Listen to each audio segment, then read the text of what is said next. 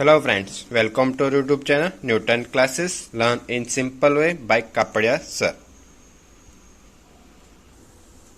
और आज हम स्टार्ट करेंगे स्टैंडर्ड 12 एनसीईआरटी बेस्ड स्थिर विद्युत विभव तथा धारिता का सेकेंड लेक्चर। और उसके अंदर क्या क्या देखेंगे, विद्युत द्विध्रुव के कारण विभव और उदाहरण 2.2।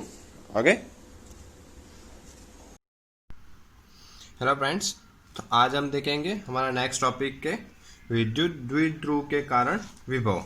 ठीक है, और कल हमने क्या देखा था, एकल बिंदु आवेश के कारण विभव के लिए हमने ज्ञात किया था। ठीक है, और देखो तो दोनों में अंतर क्या, यहाँ पे क्या था, एक कोई आवेश था, सिंगल आवेश था, और उसके कारण कितना विभव उत्पन्न होता है या वोल्टेज उत्पन्न होता है, उसके लिए हमने इक्वेशन निकाला था। और वो इक्वेशन हमारा कितना आया था, यहाँ पे देखो लिख देता है, V is equal to KQ/R। और ये हमारा एक फॉर्मूला आया था। एक इसके लिए रहेगा, एक सिंगल आवेश के लिए, बिंदु आवेश के कारण। ठीक है, आज हम किसके लिए देखेंगे, विद्युत द्विध्रुव के कारण विभव। तो यहाँ पे कौन सा नया एक वर्ड आएगा, विद्युत द्विध्रुव। द्विध्रुव का मतलब क्या होता है, दो ध्रुव होंगे, और दो ध्रुव द्विध्रुव हम क्या कर रहे हैं, फर्स्ट चैप्टर में हमने पढ़ चुके हैं। फर्स्ट चैप्टर में पढ़ा था क्या था, दो समान और विपरीत आवेशों को अगर एक दूसरे से सीमित दूरी पर रखा जाता है तो उससे जो संरचना बनती है उसको क्या बोलते हैं, विद्युत द्विध्रुव बोलते हैं। ठीक है, और उनमें क्या होता है, एक आवेश को अगर हम लेते हैं Q और दूसरा आवेश हमारा क्या होता है -Q। ठीक है, और उनके बीच की दूरी कितनी होती है 2, तो उसको क्या बोलते हैं, विद्युत द्विध्रुव। और विद्युत द्विध्रुव में हमने एक चीज और पढ़ी थी, यहाँ पे था द्विध्रुव आघूर्ण, और उसकी दिशा क्या होती है, माइनस या ऋण आवेश से धन आवेश की ओर होती है। ठीक है, तो इसके लिए क्या करते हैं, हम पहले यहाँ पे विद्युत द्विध्रुव बनाते हैं। तो यहाँ पे ये बना देते हैं विद्युत ध्रुव, एक हो गया हमारा +Q और दूसरा यहाँ पे हमारा आते -Q, और यहाँ से एक लाइन बनाते हैं। ठीक है, और क्या बोला, दोनों के बीच की दूरी कितनी होती है, 2a। ठीक है, तो यहाँ से यहाँ तक की दूरी हो जाएगी हमारी 2a। और इसको किस प्रकार रखना है, इसको इस प्रकार रखना है कि इसका जो केंद्र होगा वो कहाँ आना चाहिए, कार्तेशियन याम पद्धति के मूल बिंदु पर आना चाहिए। कार्तेशियन याम पद्धति के मूल बिंदु मतलब इसके O के ऊपर आना चाहिए, और इसका मूल केंद्र अगर O पर आ गया, ठीक है, तो इसके लिए क्या करेंगे, इसकी जो कुल दूरी है 2a, तो इसको क्या लिख सकते हैं, ये दूरी हो जाएगी हमारी a, और ये भी दूरी हो जाएगी हमारी कितनी, a। ठीक है, और फिर क्या करना है, कोई भी एक बिंदु ले लेते हैं, जैसे यहाँ पे कोई एक बिंदु ले लेते हैं P। ठीक है, और उस P बिंदु पे हमें क्या करना है, विभव ज्ञात करना है। ठीक है, और ये P बिंदु कहाँ पे, मूल बिंदु से R दूरी पे, कितनी दूरी पे है, मूल बिंदु से R दूरी पे। और ये मूल बिंदु से जो इसका स्थान सदिश हम बना देते हैं, R हो गया, और ये इसका स्थान सदिश है वो कितना कोण बना रहा है यहाँ पे, थीटा जितना। ठीक है, तो यहाँ पे अगर हम देखें तो यहाँ पे क्या होंगे, दो विभव उत्पन्न होंगे, एक होगा धन आवेश के कारण और एक होगा ऋण आवेश के कारण। ठीक है, दोनों को क्या करेंगे, हम दोनों का अलग अलग विभव निकालेंगे और दोनों का क्या कर देंगे, हम योग कर देंगे। ठीक है, और इसको हम क्या बोलते हैं, अध्यारोपण का सिद्धांत। अध्यारोपण में क्या थी, कोई भी चीज़ों का अगर जैसे बल के लिए किया था, विद्युत क्षेत्र के लिए किया था, इसमें भी यही करेंगे। ठीक है, तो पहले हम क्या करते हैं, दोनों के लिए दिखा देते हैं। तो इसके लिए सूत्र अगर हम देखें तो एक सिंगल आवेश के लिए हमारा सूत्र क्या होता है, V is equal to KQ/R।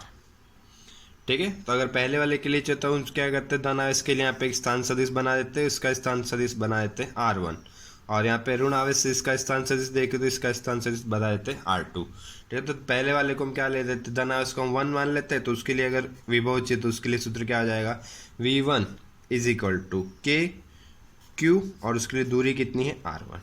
ठीक है, और उसी प्रकार दूसरे के कारण जो विभव उत्पन्न होगा तो उसको दर्शाना, तो उसके लिए क्या लिख देते हैं, V2 is equal to -KQ/R2। अब माइनस क्यों है, क्योंकि यहाँ पे आवेश क्या है, ऋण है, इसके लिए आया माइनस। ठीक है, तो अगर P बिंदु पे यहाँ पे अगर हम देखें तो कुल विभव, तो कुल विभव के लिए क्या कर देते हैं, V लिख देते हैं, और कुल विभव हमारा क्या हो जाएगा, V1 + V2। ठीक है, और V1 का मान रखे तो V1 का अगर हम मान रखें तो V1 के लिए क्या हो जाएगा, KQ1 या Q1 लिखने की जरूरत नहीं क्योंकि दोनों आवेशों का मान समान होता है, तो KQ/R1 माइनस KQ/R2। ठीक है, और इसके बाद अगर देखें तो दोनों में से क्या कर सकते हैं हम, KQ कॉमन निकाल लेते हैं, तो KQ कॉमन हो गया, तो इधर क्या बचेगा, 1/R1 माइनस 1/R2। ठीक है, और अब दोनों का क्या कर लेते हैं, एलसीएम ले लेते हैं। तो एलसीएम के लिए इसके फॉर्मूला हो जाएगा हमारा KQ और एलसीएम के लिए क्रॉस मल्टीप्लाई करते हैं 1 into R2 minus 1 into R1 और दोनों का नीचे क्या आ जाएगा R1 इंटू R2। ठीक है, तो अब हमें क्या करना है, चित्र पर से या R2 माइनस R1 का मान निकालना और उसका मान यहाँ पे रखना है। ठीक है, तो उसके लिए हम क्या करते हैं, वापस एक बार चित्र पे जाते हैं और चित्र में देखो, तो चित्र के लिए क्या करेंगे, यहाँ से हम एक लंबवत खींचेंगे। कहाँ से, इस पॉइंट से। इस पॉइंट से क्या करते हैं, हम यहाँ पे एक लंबवत खींच देते हैं। लंबवत खींचेंगे मीन्स ये कोण हो गया यहाँ पे 90 और इसको क्या बता देते हैं M। ठीक है, और इस लाइन से अगर देखें तो तीनों दूरियां लगभग हमें कैसी लग रही है, समान लग रही है। ये मतलब ये मान किसके बराबर हो जाएगा, R या फिर R1 के बराबर बोल सकते हो। ये R1 है, टोटल हमारा कितना है R2 है। तो उसमें से क्या करता है, अगर ये दूरी हमें निकालनी है तो इसके लिए क्या करते हैं, टोटल R2 माइनस PM की मान किसके बराबर आएगा, R1 के बराबर। तो यहाँ से ये कितना मान हो जाएगा हमारा R2 माइनस R1। ठीक है, और इसको क्या करते हैं, वापस अलग से ड्रॉ कर देते हैं। अलग से देखो यहाँ पे एक चित्र बना देते हैं, ऐसा है। ये जो 90 डिग्री वाला है इसको क्या बता देते हैं M। ऊपर का जो बिंदु है उसको क्या ले लेते हैं हम यहाँ पे Q। ठीक है, और ये दूसरा क्या हो जाएगा हमारा माइनस Q, और माइनस Q और M के बीच की दूरी कितनी हो जाएगी, R2 माइनस R1। ठीक है, और प्लस Q और माइनस Q के बीच की दूरी, कुल दूरी कितनी है यहाँ पे 2a। ठीक है, ये हो जाएगा हमारा 90 और यहाँ पे थीटा बन रहा है। ठीक है, तो थीटा के लिए अगर देखें, और थीटा क्या बनेगा, यहाँ पे बनेगा माइनस Q के पास भी अगर ये थीटा है तो ये भी हमारा कितना हो जाएगा, थीटा हो गया। ठीक है, तो माइनस Q पे अगर थीटा बन रहा है तो यहाँ पे क्या करते हैं, माइनस Q पे हम थीटा बना देते हैं। ठीक है, तो हमारे पास तीन चीज़ है, एक ये हो गई और एक ये हो गई और थीटा है। तो थीटा से हम क्या करेंगे, यहाँ पे तीन चीज़ों में से निकाल सकते हैं, साइन थीटा निकाल सकते हैं, कॉस थीटा निकाल सकते हैं या फिर टेन थीटा निकाल सकते हैं। तो पहला अगर हम देखें साइन थीटा के लिए, तो साइन थीटा के लिए सूत्र होता है सामने की भुजा बटे कर्ण। तो लेकिन सामने की भुजा का मान हमारे पास नहीं है, इसके लिए हम साइन थीटा का उपयोग नहीं कर सकते। दूसरा देखें तो हम कॉस थीटा, तो कॉस थीटा के लिए सूत्र क्या होता है, पास की भुजा बटे कर्ण। पास की भुजा भी है, कर्ण भी है, तो इसके लिए हम किसका उपयोग करेंगे, कॉस थीटा का। तो कॉस थीटा के लिए सूत्र क्या हो जाएगा, पास की भुजा मतलब कौन सा, माइनस Q इंटू M वाला। ठीक है, तो इसके लिए सूत्र हो जाएगा R2 माइनस R1 अपॉन कर्ण के लिए कितना हो जाएगा 2a। तो R2 माइनस R1 को करता करोगे 2a डिवाइड में इक्वल के ऑपोजिट साइड जाएगा तो क्या हो जाएगा, मल्टीप्लाई में। इसके लिए हमारा फाइनली सूत्र क्या आ जाएगा, R2 minus R1 is equal to 2a cos theta. और ये मान कहाँ पे रखेंगे, जो हमने जो भी देखा था लास्ट वाला स्टेप में था, ये देखो यहाँ पे है, यहाँ पे उसका मान रख देते हैं। तो इसके लिए हमारा फाइनली सूत्र क्या आ जाएगा, V is equal to KQ 2a cos theta upon R1 R2। ठीक है, और यहाँ पे Q इंटू 2a, ऐसी चीज़ के लिए हमने फर्स्ट चैप्टर में एक चीज़ पढ़ी थी, क्या था, विद्युत द्विध्रुव आघूर्ण के लिए। और उसको हम किससे दर्शाते हैं, कैपिटल P से। उसके लिए सूत्र क्या होता है, दो में से किसी आवेश का मान और दोनों के बीच की दूरी का गुणनफल। ठीक है, तो इसकी जगह पे हम क्या, Q इंटू 2a की जगह पे हम क्या लिख सकते हैं, P। और इसके लिए अगर हम देखें तो नेक्स्ट हमारा सूत्र आ जाएगा V is equal to KP into cos theta upon R1 into R2।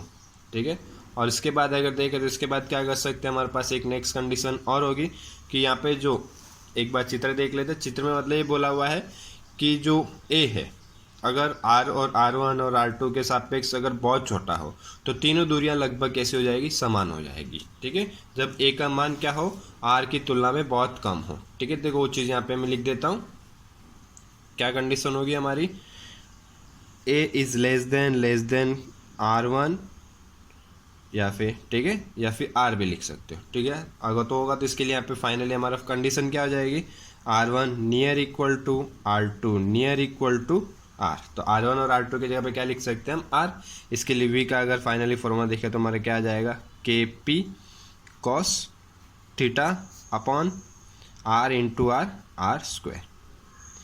ठीक है, और इसके बाद अगर देखें तो इसके बाद क्या आता है, हमारा दो पॉइंट आएंगे इसी के अंदर। जैसे हमने वहाँ पे फर्स्ट वाले चैप्टर के अंदर किया था, अक्ष पर के विद्युत क्षेत्र और विषुववृत्त के लिए विद्युत क्षेत्र हमने ज्ञात किया था। वैसे यहाँ पे क्या करेंगे हम, अक्ष पर के लिए विभव ज्ञात करेंगे और विषुववृत्त के लिए भी ज्ञात करेंगे। अक्ष का मतलब क्या होता है, इसकी दिशा में, इसकी दिशा में मतलब कहाँ होगा, यहाँ पॉइंट यहाँ ऊपर हो सकता है या फिर यहाँ पॉइंट यहाँ नीचे हो सकता है इसकी अक्ष की दिशा में। और ऐसा जब होगा तो ये धीरे थीटा का मान क्या होता जाएगा, धीरे धीरे धीरे ये पॉइंट को ऐसे हम क्या करेंगे, घुमाते जाएंगे। ठीक है, ऐसे पकड़ के ऐसे घुमा रहे हो, घुमाते घुमाते क्या हो जाएगा, इसके समांतर हो जाएगा। तब थीटा का मान कितना हो जाएगा यहाँ पे 0। ठीक है, किसके लिए, अक्ष के लिए। और अक्ष के लिए अगर थीटा का मान 0 हो जाएगा तो उसके लिए विभव का सूत्र क्या हो जाएगा, यहीं पे हमने जो देखो फाइनली सूत्र निकाला था K P cos theta upon R square. यहाँ पे थीटा का मान क्या करते हैं, 0 पुट करते। इसके लिए हो जाएगा हमारा सूत्र K P cos 0 upon R square. और कॉस 0 का मान कितना होता है 1। इसके लिए फाइनली विभव का सूत्र कितना हो जाएगा, के पी अपॉन आर स्क्वायर। ये किसके लिए होगा, अक्ष के लिए। और दूसरी चीज़ हमने कहाँ पे देखी थी, वो विषुववृत्त के लिए। और विषुववृत्त कहाँ पे बोलते हैं, जो 90 डिग्री पे होता है। ठीक है, और विषुववृत्त के लिए 90 डिग्री, तो थीटा का मान कितना हो जाएगा 90। और यहाँ पे थीटा की जगह क्या पुट करेंगे 90, और cos 90 की वैल्यू क्या होती जाती है 0। तो इसके लिए फाइनली हमारा विभव कितना हो जाएगा 0। ठीक है,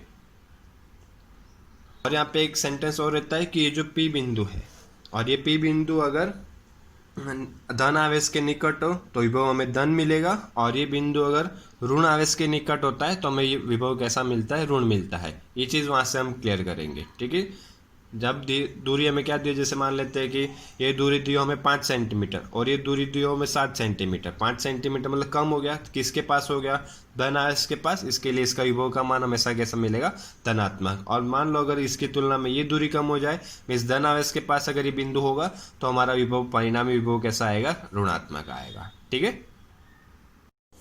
हेलो फ्रेंड्स, इसके बाद अगर नेक्स्ट देखें तो नेक्स्ट है हमारा उदाहरण 2.2। ठीक है, स्टार्ट करने के लिए क्या करते हैं, पहले हम क्वेश्चन रीड करते हैं। क्वेश्चन में क्या बोला हुआ है कि 3 इंटू, देखो यहाँ पे इंटू रह चुका है, तो 3 इंटू 10⁻⁸ कूलम तथा 2 इंटू 10⁻⁸ कूलम के दो आवेशों को एक दूसरे से 15 सेंटीमीटर दूरी पर रखे हैं, और इन दोनों आवेशों को मिलाने वाली रेखा के किसी बिंदु पर विद्युत विभव कैसा है, 0, और अनंत पर विभव कैसा मान लेना है, हमें 0 मान लेना है। तो इसके लिए क्या बोला है, दो आवेश है तो दो आवेश में से क्या करते हैं, कॉम कंसीडर कर लेते हैं Q1 का मान हमारा कितना हो जाएगा 3 इंटू 10⁻⁸ कूलम। ठीक है, और दूसरा केस क्या है, उसको मान लेते हैं हम Q2, और Q2 का मान कितना हो जाएगा यहाँ पे -2 इंटू 10⁻⁸ कूलम। ये दो आवेश हो गए, और दोनों के बीच की दूरी कितनी थी हमें यहाँ पे 15 सेंटीमीटर। तो R हमारा कितना हो गया यहाँ पे 15 सेंटीमीटर। ठीक है, ठीक है, देखो क्वेश्चन सॉल्यूशन स्टार्ट करने से पहले क्या करते हैं, उसका चित्र बनाते हैं। चित्र में क्या बनाएंगे कि दो आवेश, एक यहाँ पे हमने क्या माना था Q1, और यहाँ से क्या कंसीडर कर लेते हैं Q2, और दोनों के बीच की ये दूरी कितनी है हमारी यहाँ पे 15 सेंटीमीटर। ठीक है, कितनी हो जाएगी 15 सेंटीमीटर। ठीक है, तो यहाँ पे विभव कहाँ कहाँ शून्य हो सकता है, विभव यहाँ तो दोनों के बीच में कहीं पे शून्य हो सकता है, या किसी दोनों के साइड में कोई बिंदु वहाँ पे भी क्या हो सकता है, शून्य हो सकता है। ठीक है, तो उसके लिए क्या करते हैं, पहले बीच में कोई एक बिंदु ले लेते हैं। कोई एक बिंदु जैसे मान लेते हैं यहाँ से ए बिंदु पे हमारा विभव क्या हो सकता है, मान लेते हैं कि अगर शून्य हो सकता हो। ठीक है, और ए बिंदु यहाँ पे कितनी दूरी पे, जैसे मान लेते हैं Q1 से x दूरी पे है, तो यहाँ से कितनी दूरी पे होगा, जैसे बोल लेते ये x है तो टोटल 15 था, 15 में से क्या करेंगे x माइनस कर देंगे, तो ये दूरी हमारी कितनी हो जाएगी 15 माइनस x। ठीक है, और Q1 हमने यहाँ पे कितना लिया था, Q1 का मान था हमारा 3 इंटू 10⁻⁸ कूलम, और Q2 हमारा कितना था -2 इंटू 10⁻⁸ कूलम। ठीक है, तो उसके लिए क्या करते हैं, अब दोनों के लिए विभव निकाल लेते हैं। तो जैसे V1 के लिए हमारा सूत्र क्या आ जाएगा, के Q1 अपॉन, और दूरी कितनी है x, और V2 के लिए अगर देखें तो क्या आ जाएगा सूत्र के Q2 अपॉन R2, और R2 के लिए यहाँ पे दूरी कितनी है 15 माइनस x। ठीक है, चीज़ हो गई। अब क्या करते हैं, दोनों का कुल योग निकाल देते हैं, और कुल के लिए क्या करेंगे V1 प्लस V2, और ये हमारा कितना होना चाहिए, 0 होना चाहिए। ये कंडीशन क्वेश्चन में ऑलरेडी दी हुई है। ठीक है, तो दोनों का मान रखते हैं। तो पहले रखेंगे के Q1 अपॉन x प्लस, दूसरा यहाँ से रखे तो K Q2 upon 15 minus x equal to 0। ठीक है, अब क्या करते हैं, दोनों से k का और Q1 का मान रख देते हैं। तो k का मान हो जाएगा यहाँ पे 9 इंटू 10⁻⁹। ठीक है, या फिर ठीक है, और इतना हो जाएगा 3 इंटू 10⁻⁻8 डिवाइड बाई x, और इसमें k का मान हो जाएगा 9 इंटू 10⁻⁹, और Q2 के लिए अगर देखें तो Q2 कितना है माइनस, तो ये प्लस वाला इसके लिए सिंबल क्या हो जाएगा minus 2 into 10⁻⁻8 upon 15 - x equal to 0। ठीक है, माइनस वाला है, माइनस वाले स्टेप को क्या करते हैं, दूसरी साइड लेके चले जाते हैं। तो इसके लिए हमारा नेक्स्ट स्टेप हो जाएगा 9 into 10⁻9 into 3 into 10⁸ upon x equal to 9 into 10⁻9 minus था, इक्वल के अपोजिट साइड गया तो क्या हो जाएगा प्लस, तो -8 और अपॉन में क्या हो गया 15 - x। और यहाँ से हम देखें तो जो कैंसिल होता है उसको कैंसिल कर देते हैं, जैसे 9 9 कैंसिल, 10⁻9 10⁻9 कैंसिल, ठीक है। फिर 10⁻−8 10⁻−8 भी कैंसिल, तो यहाँ पे बचा क्या 3 अपॉन x, और इधर देखें तो क्या बचा 2 अपॉन 15 - x, ठीक है। और इसके बाद अगर क्या करें, दोनों का क्रॉस मल्टीप्लाई कर देते हैं। क्रॉस मल्टीप्लाई में क्या होगा 3 इंटू 15, ये हो जाएगा 45 minus 3x equal to x कहाँ जाएगा ऊपर, तो 2 इंटू एक्स 2x, और -3x अपोजिट साइड जाएगा तो क्या हो जाएगा प्लस, और 2x प्लस 3x कितना हो गया 5x, और 5x की वैल्यू कितनी होगा यहाँ पे 45, ठीक है। और x के लिए कितना हो जाएगा यहाँ पे 5 जाएगा डिवाइड में, तो 45 डिवाइड बाई 5 कितना हो जाएगा हमारा 9 सेंटीमीटर। मतलब यहाँ पे विभव में क्या मिलेगा, शून्य मिलेगा, कितने पे 9 सेंटीमीटर पे। लेकिन ये 9 सेंटीमीटर कहाँ पे, धन आवेश से 9 सेंटीमीटर पे। और यहाँ पे अगर देखा तो 15 - 9 कितना हो जाएगा 6 सेंटीमीटर। तो Q2 से 6 सेंटीमीटर पे क्या हो सकता है, विभव का मान शून्य हो सकता है। और दूसरा एक डाउट ये हो सकता है कि सर यहाँ पे हमने जो दूरी थी सेंटीमीटर को हमने सेंटीमीटर ही रखा, और बाकी सब अभी तक क्या करते थे, हम सेंटीमीटर को मीटर में कन्वर्ट करते थे। लेकिन यहाँ अगर तुम मीटर में करो तो आंसर तुम्हारा मीटर में आएगा, सेंटीमीटर में रखोगे तो आंसर तुम्हारा सेंटीमीटर में आएगा, ठीक है। और दूसरा अगर देखें तो इसमें विभव का मान और भी क्या, कोई भी आवेश के इधर भी शून्य हो सकता है, तो कोई भी जैसे मान लेते हैं यहाँ पे एक बिंदु और ले लेते हैं, क्या हो सकता है बी पे कोई बिंदु है, बी पर भी क्या मान लेते हैं कि कोई विभव का मान शून्य हो सकता है। तो उसके लिए देखो यहाँ पे चित्र अलग से बना देते हैं, ठीक है। जैसे यहाँ पे ले लिया Q1, ये हो गया Q2, और ये दूरी हमें पता है ऑलरेडी कितनी है 15 सेंटीमीटर, और बी बिंदु यहाँ पे ले लेते हैं, और बी बिंदु कहाँ पे Q2 से x दूरी पे है, ठीक है। और अब इसके लिए सूत्र लिखना हो तो ठीक है, अब और इन दोनों के लिए बी बिंदु के लिए यहाँ पे सूत्र लिखना हो तो क्या आ जाएगा V1 is equal to KQ1, और इससे दूरी कितनी हो जाएगी 15 सेंटीमीटर तो है, और x है तो 15 सेंटीमीटर प्लस x। और V2 के लिए लिखना हो तो V2 के लिए कितना हो जाएगा KQ2, और दूरी कितनी इससे x, तो KQ2 अपॉन x, ठीक है। और इसके लिए अब दोनों का योग करो तो क्या आएगा V1 plus V2 equal to 0। V1 की जगह मान रखो तो KQ1 अपॉन 15 प्लस x, और KQ2 के लिए plus KQ2 upon x is equal to 0, ठीक है। अब क्या करते हैं, मान रखते हैं और इसको उस साइड लेके चले जाते हैं तो साथ में हो जाएगा। तो यहाँ पे हो जाएगा Q1 का मान कितना आता है 3 into 10⁻⁸ upon 15 plus x equal to, minus होगा तो माइनस की जगह प्लस हो गया, और k का k 2 इंटू 10⁻⁸, क्योंकि यहाँ माइनस था, -2 इंटू 10⁻⁸, इसके लिए माइनस यहाँ पे कैंसिल हो गया, अपॉन हो जाएगा x, ठीक है। तो यहाँ से k कैंसिल, -8 कैंसिल, तो बचेगा क्या 3 upon 15 plus x equal to 2 upon x, ठीक है। और इसके बाद देखें नेक्स्ट तो क्या हो जाएगा, क्रॉस मल्टीप्लाई कर देते हैं 3x, और इधर हो जाएगा 15 इंटू 2 30 प्लस 2x, और ये 2x को क्या करते हैं इस साइड लेके आ जाते हैं, तो 3x और प्लस 2x इस साइड आएगा तो माइनस 3x माइनस 2x बचेगा x, और x इक्वल टू कितना हो जाएगा 30 सेंटीमीटर, ठीक है। और तो अब यहाँ पे देखो एक 30 सेंटीमीटर आया तो इसके लिए लिखेंगे क्या, वो चीज़ भी बता देते हैं। जैसे यहाँ पे क्या आया 30 सेंटीमीटर, तो Q2 से 30 सेंटीमीटर पे 0 हो सकता है, और दूसरा अगर Q1 से बात करें तो Q1 से 15 और ये 30, तो Q1 से 30 प्लस 15 कितना हो जाएगा 45 सेंटीमीटर पे क्या हो सकता है 0 हो सकता है, ठीक है, ओके।